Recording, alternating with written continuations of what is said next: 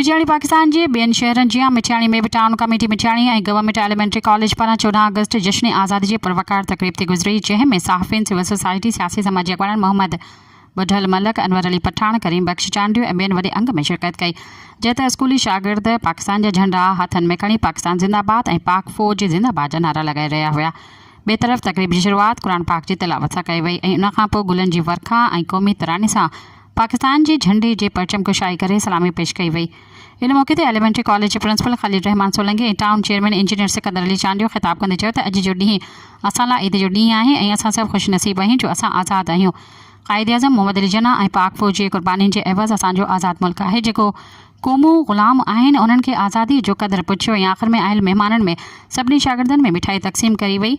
पाकिस्तान की बका ऐं ख़ुशहाली लाइ दुआ ख़ैर घुरी वई। सब्सक्राइब कयो अवामी न्यूज़ HD खे ऐं ताज़ा तरीन ख़बरुनि लाइ ॾिसंदा रहो अवामी न्यूज़ HD।